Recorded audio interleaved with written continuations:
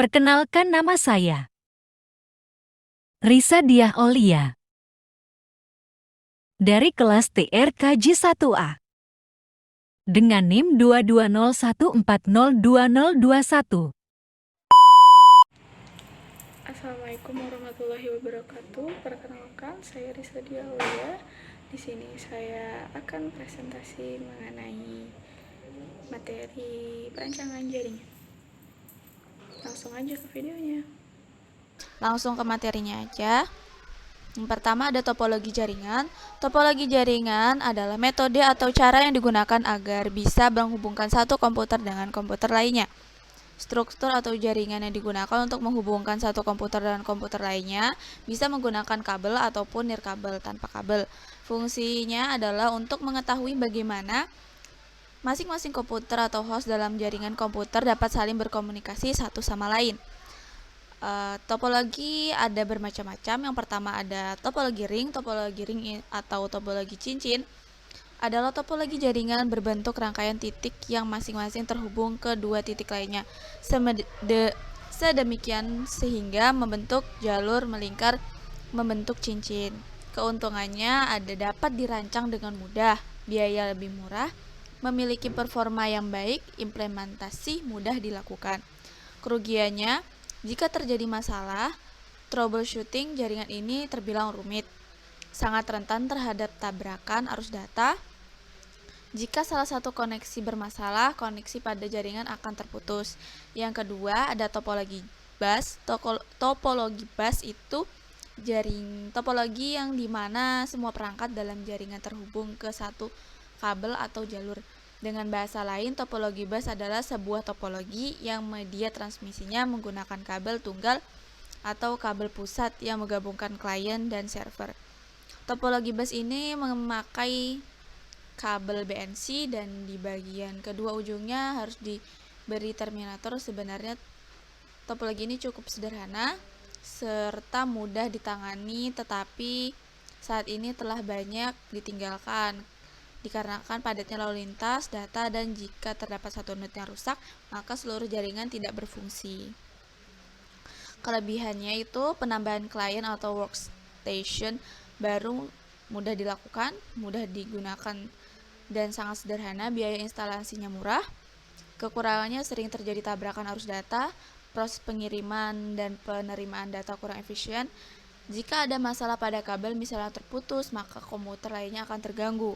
Yang ketiga ada topologi star. Topologi star itu bisa disebut topologi bintang. Topologi jaringan berbentuk bintang di mana umumnya menggunakan hub atau switch untuk koneksi antar klien. Kelebihannya itu ada jaringan topologi ini berjalan baik meski salah satu komputer klien bermasalah. Tingkat keamanan data pada topologi ini cukup baik. User lebih mudah mendeteksi masalah pada jaringan, lebih fleksibel. Kekurangannya, topologi ini terhitung mahal karena menggunakan cukup banyak kabel. Seluruh komputer dalam jaringan ini akan bermasalah jika hub dan switch mengalami masalah. Sangat tergantung pada terminal hub. Yang keempat ada topologi mesh. Topologi mesh adalah sebuah topologi yang bisa digunakan untuk rute yang banyak. Jaringan topologi ini menggunakan kabel tunggal sehingga proses pengiriman data menjadi lebih cepat tanpa melalui hub. Kelebihannya, yang pertama, bandwidth-nya limit cukup besar. Yang kedua, security data pada topologi ini sangat baik. Yang ketiga, tidak terjadi tabrakan arus data karena jalur pengiriman data sangat banyak. Kekurangannya, kabel yang dibutuhkan jumlahnya banyak. Biaya instalasinya topologi ini sangat mahal karena menggunakan banyak kabel. Yang ketiga, instalasinya sangat rumit. Kelima, ada topologi tree atau topologi pohon. Adalah hasil penggabungan dari topologi bus dan star. Umumnya, topologi tree digunakan untuk interkoneksi antar hierarki dengan pusat yang berbeda-beda. Kelebihannya itu dapat dan mudah dikembangkan menjadi topologi jaringan yang lebih luas. Susunan topologi ini terpusat secara hierarki sehingga pengaturan data menjadi lebih mudah. Kekurangannya memiliki kinerja jaringan yang sangat lambat, penggunaan kabel yang sangat banyak sehingga biaya instalasinya mahal, Kabel backbone merupakan sentral dari topologi ini. Bila komputer bagian atas bermasalah, maka komputer bagian bawah juga akan bermasalah. Yang keenam ada topologi hybrid, adalah gabungan dari beberapa topologi yang berbeda dan membentuk jaringan baru. Dengan kata lain, jika ada dua atau lebih topologi yang berbeda terhubung dalam satu jaringan, maka topologi jaringan tersebut akan membentuk topologi hybrid ya.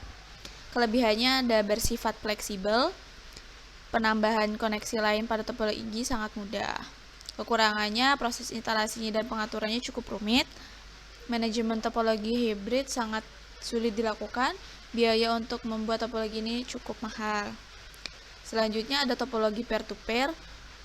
Topologi peer-to-peer adalah topologi yang sangat sederhana karena hanya menghubungkan dua komputer. Umumnya topologi ini menggunakan satu kabel saja untuk menghubungkan kedua komputer agar bisa saling berbagi data. Kelebihannya, biaya instalasi yang sangat murah, proses instalasi mudah, setiap komputer bisa berperan sebagai server atau klien. Kekurangannya sangat sulit dikembangkan. Security dalam topologi ini sering bermasalah. Proses troubleshootingnya termasuk rumit. Nah, di sini ada contoh kasus topologi jaringan. Soalnya ada PT Maju Mundur memiliki 4 bagian, yaitu bagian marketing, HRD, engineering, dan keuangan. Direktur perusahaan tersebut ingin mengembangkan IT di perusahaannya. Proses tersebut berkantor di sebuah gedung 4 lantai. Dia ingin setiap bagian tersebut mempunyai jaringan yang terpisah, namun semua yang harus terkoneksi atau saling bisa komunikasi. Setiap bagian memiliki server sendiri dan masing-masing terdapat satu akses point. Selain itu, juga maksimal PC di setiap bagian tersebut adalah 60, termasuk WiFi client. Seluruh jaringan terhubung dengan jaringan fast Ethernet menggunakan kabel UTP Cat5e. Anda sebagai teknisi jaringan diminta untuk mewujudkan hal tersebut. Oleh direktur, Anda diberi sebuah router, 4 switch, 4 wireless access point, 4 server, kabel UTP, 1 IP address-nya yaitu 192.168.1.0/24 dan 8 buah PC serta 4 buah laptop. Tugas, buatlah desain jaringan tersebut dan jelaskan desain Anda. Tuliskan lokasi IP-nya. Nah, ini cara penghitungan IP-nya menggunakan metode FLSM, Fixed Length Subnetting. Ini jumlah hostnya ini ada 62 ya guys. Ya, ini salah nih. Jumlahnya ada 64 dikurang 2, 62. Dan jumlah subnetnya 2x, 2 pangkat 2, 4. Ini blok subnetnya ada 64, 0,64, 064, 18, 192. Ini networknya ini buat yang pertama, ini yang kedua, ini yang ketiga, ini yang keempat. Nah, gambarnya tuh seperti ini guys. Bentar ya.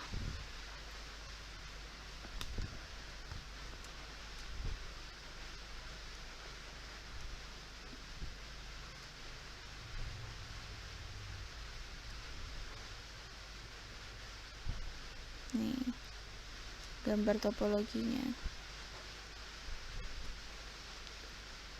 Di sini ada divisi marketing, di sini ada HRD, engineering, ini sama keuangan. Oke, lanjut. Oke, pertemuan selanjutnya ada konsep dan fungsi protokol TCP, UDP, oscillator, dan pengalamatan. Yang pertama, protokol itu adalah aturan yang ada dalam sebuah jaringan komputer yang harus ditaati oleh pihak pengirim dan penerima agar dapat saling berkomunikasi dan bertukar informasi meskipun memiliki sistem yang berbeda. TCP atau Transmission Control Protocol adalah salah satu jenis protokol yang memungkinkan sekumpulan komputer berkomunikasi dan bertukar data di dalam suatu jaringan. TCP berada pada lapisan transport sehingga data berada pada lapisan ini disebut dengan segmen. TCP memiliki karakteristik berikut. Yang pertama, A. Berorientasi sambungan atau connection oriented. Yang kedua ada full duplex. Yang tiga dapat diandalkan atau reliable. Yang keempat ada byte stream. Yang kelima ada memiliki layanan flow control. Keenam melakukan segmentasi terhadap data. Ketujuh mengirim paket secara one to one. Cara kerjanya itu 1. Datagram dibagi ke dalam bagian-bagian kecil atau segmen yang sesuai dengan ukuran bandwidth, lebar, frekuensi di mana data tersebut akan dikirimkan. Kedua, pada lapisan TCP data tersebut lalu dibungkus dengan informasi yang dibutuhkan. 3. Setelah datagram dibungkus dengan header TCP, datagram tersebut dikirim kepada lapisan network layer. 4. Protokol IP menerima datagram dan TCP dan menambahkan header sendiri pada datagram tersebut. 5. IP lalu mengarahkan datagram terhadap tersebut ke tujuan dengan mengubah paket data tersebut menjadi frame data. Sebelum dikirim oleh layar fisik, frame-frame tersebut diubah ke dalam bit data terlebih dahulu. Port TCP yang pertama ada port 21 itu digunakan FTP, port kedua 2 SSH, port ke-23 itu Telnet, port 25 itu SMTP, port kelima itu 25 itu port 80 itu HTTP, port 110 itu POP. Selanjutnya ada UDP atau User Data Protocol, adalah salah satu protokol lapisan transport TCP/IP yang mendukung komunikasi yang tidak handal atau unreliable dan merupakan kebalikan dari transport layer. Koneksi yang handal selalu memberikan keterangan apabila pengirim data gagal, sedangkan koneksi yang tidak handal tidak akan mengirimkan keterangan atau acknowledgement. Meskipun pengirim data gagal, data dalam protokol UDP akan dikirim sebagai data pedang tanpa adanya nomor identifier titik, sehingga sangat besar sekali kemungkinan data sampai tidak berurutan dan saling memungkinkan hilang atau rusak dalam perjalanan dari host asal ke host tujuan. Kekurangan UDP ada tidak menyediakan mekanisme flow control seperti yang dimiliki oleh TCP. Terus yang kedua, tidak menyediakan mekanisme segmentasi data yang besar ke dalam segmen-segmen data seperti yang terjadi pada protokol TCP. UDP tidak menyediakan mekanisme penyangga atau buffering dari data yang masuk atau data yang keluar. Port UDP itu ada port 53 DNS, port 67 BOTP, port 268 BOTP, port 69 itu TFTP, 137 NetBIOS Name Service, 136 NetBIOS Data Service, 161 itu Simple atau SNMP, 445 itu ada SMB, 520 itu ada RIP, 1812 atau 1813 itu radius. Yang selanjutnya ada OSI layer. Open System Interconnection Layer merupakan standar yang digunakan dalam jaringan untuk menjelaskan cara kerja jaringan komputer secara logika. 7 layer OSI adalah sebuah model arsitektur jaringan yang dikembangkan oleh Badan International Organization for Standardization ISO di Eropa pada tahun 1977. Komponennya ada 7 layer, yaitu yang nomor 1 ada physical layer, 2 data link, 3 network, 4 transport, 5 session, 6 presentation, 7 application. Dari ketujuh layer tersebut mempunyai 2 tingkatan, yaitu lower layer meliputi physical layer dan data link, network layer dan transport. Yang kedua ada upper layer, yaitu meliputi session layer, presentation layer, dan application layer. Oke, lagi ajan ya guys, tunggu selesai ajan.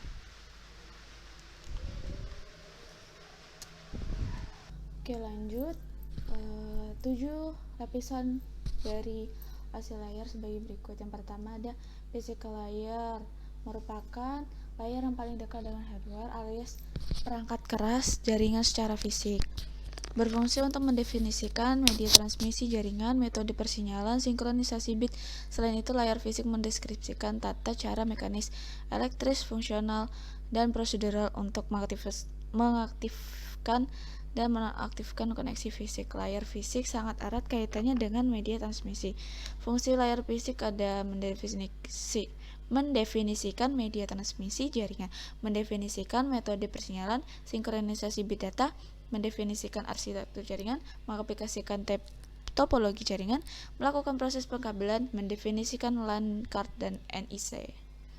Data link layer bertujuan menyediakan koneksi antara dua komputer atau host dengan menggunakan pengalamatan secara fisik atau hardware.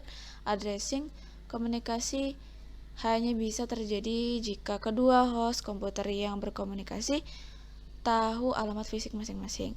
Dalam hal ini, lapisannya membaca MAC address atau Media Access Control Address. Contoh protokol data link layer adalah 802.3 Ethernet, 802.11 ABGNAC, 802.1Q VLAN. Fungsi data link layer itu mengubah paket data menjadi frame dan mengelompokkan bit data menjadi frame. Arbitrasi yaitu penentuan waktu pengiriman data yang tepat apabila suatu media sudah terpakai. Hal ini perlu melakukan fungsi deteksi sinyal pembawa atau Ethernet menggunakan metode Carrier Sense Multiple Access atau Collision Detection CSMA atau CD. Pengoreksian kesalahan. Yang ketiga ada network layer. Fungsi utama dari layer network adalah pengalamatan dan routing. Pengalamatan pada layer network merupakan pengalamatan secara logika. Contoh penggunaan alamat IP. Fungsi network layer itu mengubah teks menjadi data paket dengan memecah segmen-segmen tersebut, menambahkan informasi port pada header segmen, melakukan proses routing, mendeteksi error, memperbaiki error dengan mengirim ulang paket yang rusak, mengendalikan aliran jaringan untuk membantu mendefinisikan alamat IP atau internet protokol, sehingga tiap komputer dapat terhubung dengan satu jaringan. Yang keempat ada transport layer atau layer transport, merupakan lapisan OSI yang memiliki tugas sebagai pengantar. Fungsinya melakukan segmentasi pada layar atasnya dengan menggunakan OSI model berbagai macam jenis aplikasi yang berbeda dapat dikirimkan pada jenis transport yang sama. Transport yang terkirim merupakan segmen-segmen sehingga data dikirim berdasarkan first come first serve. Melakukan koneksi end-to-end, konsepnya sebelum perangkat melakukan proses komunikasi dengan perangkat lainnya, setiap perangkat harus memastikan dulu bahwa perangkat yang dituju ada dan memulai membangun koneksi ini dilakukan oleh protokol TCP.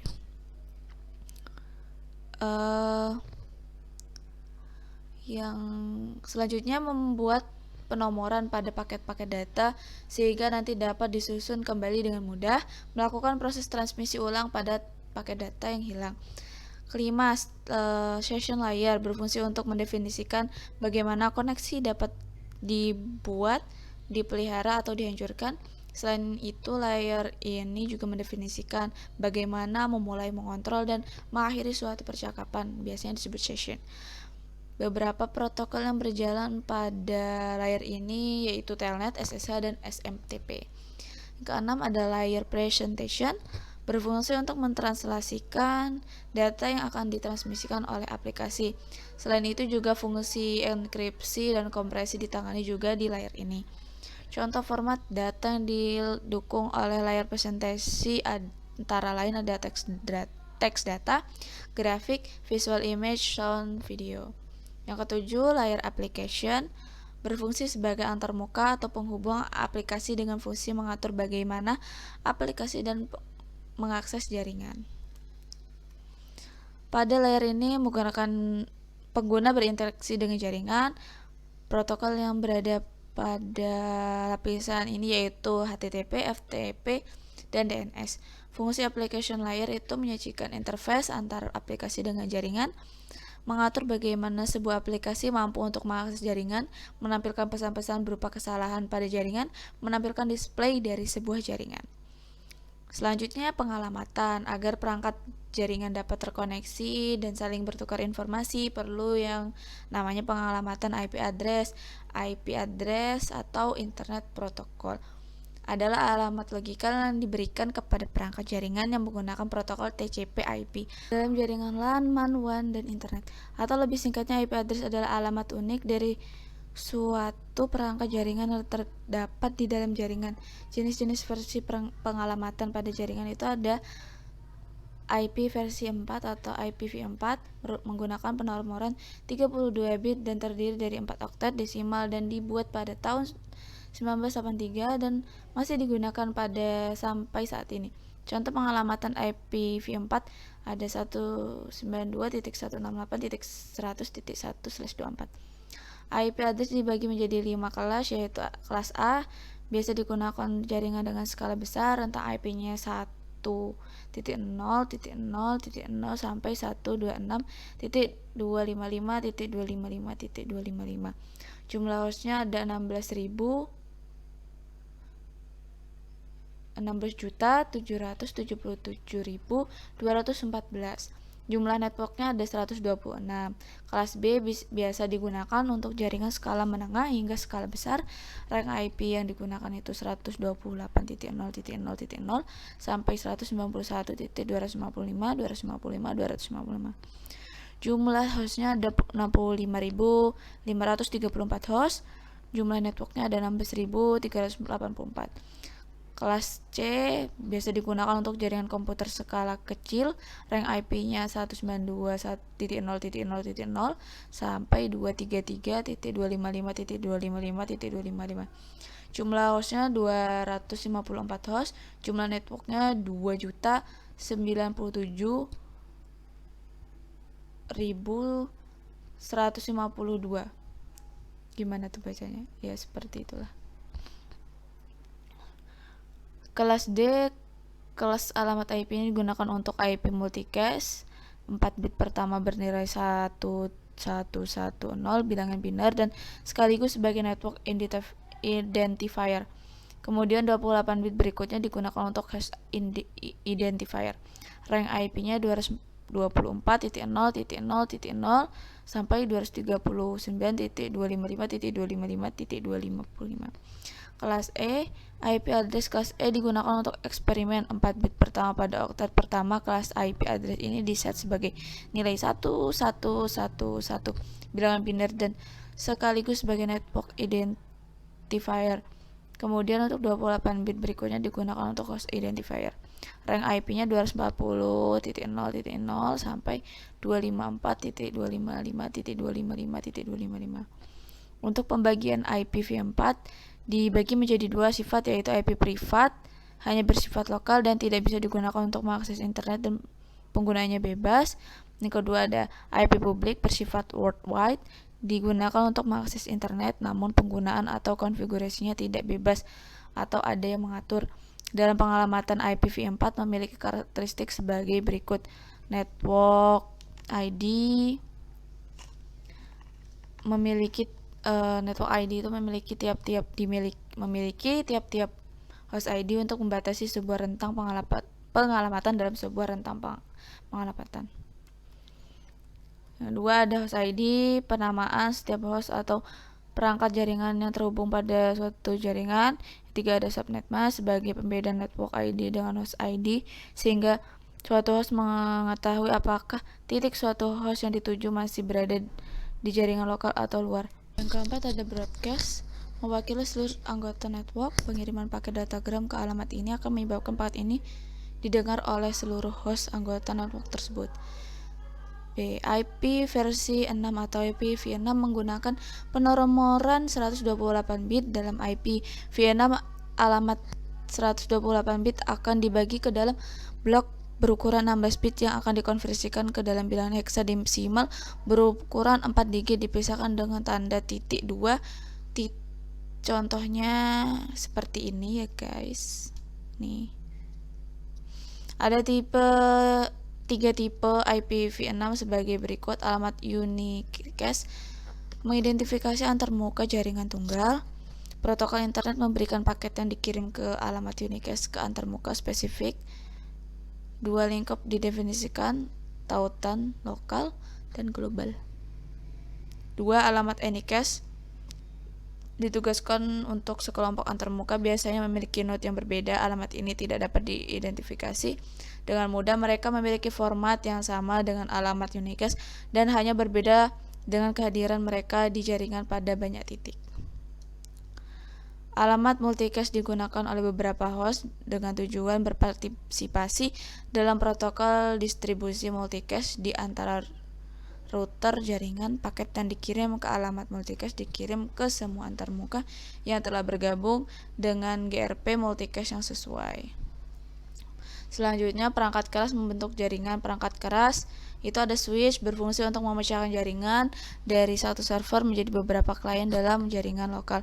Switch memiliki kemampuan yang lebih pintar daripada hub karena switch mampu membatasi dan juga mengatur jumlah paket data yang ditransmisikan ke dalam komputer klien yang terhubung dalam jaringan. Kedua, ada router, memiliki fungsi menghubungkan beberapa jaringan yang berbeda sehingga si pemakai dapat mengirimkan paket data dari suatu jaringan ke jaringan lainnya. Yang ketiga, ada NIC, Network Internet Card. Fungsi utamanya adalah sebagai kartu jaringan yang memiliki koneksi internet, kabel atau jaringan WiFi. Yang keempat, ada kabel jaringan sebagai salah satu media transmisi yang digunakan pada jaringan komputer agar setiap komputer atau perangkat yang tergabung di dalamnya bisa saling berkomunikasi. Yang kelima, ada konektor. Fungsi konektor adalah sebagai penghubung kabel jaringan dengan NIC pada perangkat jaringan. Keenam, hub memiliki fungsi untuk membagi jaringan dalam satu server. Biasanya hub banyak digunakan pada jaringan LAN. 7, bridge berfungsi sebagai jembatan jaringan. Maksudnya bridge ini bisa menggabungkan jaringan lokal ke dalam jaringan lokal yang lain lebih besar. Ke-8, ada access point, memiliki fungsi mentransmisikan sinyal wireless yang diterima dari router atau kabel jaringan sehingga sinyal yang diterima oleh klien bisa lebih baik. Ke-9, ada repeater, berfungsi untuk memperkuat sinyal. Dengan menggunakan repeater ini, sinyal yang lokasinya jauh bisa diperkuat lagi sehingga bisa terjangkau dengan jarak yang lebih luas. 10, ada modem, memiliki fungsi untuk mengubah dari sinyal analog menjadi digital dan sebaliknya. Sekarang ini modem sudah membentuk USB yang mudah digunakan. Dulunya modem masih menggunakan konsep dial-up. Perangkat and device adalah sebuah perangkat host baik yang menjadi sumber atau tujuan dari sebuah pesan dikirim melalui suatu jaringan. Contohnya PC, laptop, telepon, VoIP, printer, smartphone, tablet, komputer server, CCTV, dan lain-lainnya. Selanjutnya, pertemuan 7, ada komponen perangkat lunak. Perangkat lunak adalah istilah khusus untuk data yang diformat dan disimpan secara digital yang meliputi program komputer, dokumentasinya dan semua informasi yang dapat ditulis dan dibaca oleh komputer. Perangkat lunak juga dapat disebut sebagai bagian dari sistem dalam komputer yang tidak berwujud. Secara umum, perangkat lunak dapat dibagi menjadi 3 bagian, yaitu yang pertama sistem operasi, yang kedua ada bahasa pemrograman, yang ketiga ada perangkat lunak aplikasi. Sistem operasi adalah yang mengatur seluruh perangkat komputer agar bekerja dengan baik sesuai dengan keinginan pengguna. Contohnya Linux, Windows, dan lain-lain.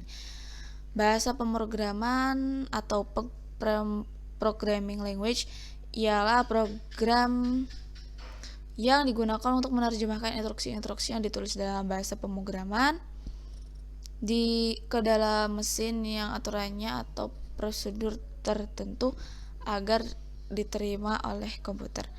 Ketiga, ada perangkat lunak aplikasi, merupakan sub-sub kelas perangkat lunak atau software komputer langsung guna melakukan suatu tugas yang diinginkan si pengguna. Fungsi perangkat lunak jaringan itu memastikan bahwa perangkat keras jaringan bisa digunakan oleh komputer di dalam jaringan yang kita buat untuk melakukan troubleshooting pada perangkat keras jaringan untuk melakukan update firmware dan software dari perangkat keras tersebut agar memiliki fungsi yang lebih baik lagi. Contoh beberapa perangkat lunak monitoring jaringan itu ada Angry IP Scanner, Dot, Microsoft Network Monitoring, Nmap, OpenNMS, Advanced IP Scanner, Networking Miner. Sekian presentasi dari saya. Salah hilaf, mohon maaf. Wassalamualaikum warahmatullahi wabarakatuh. Dadah.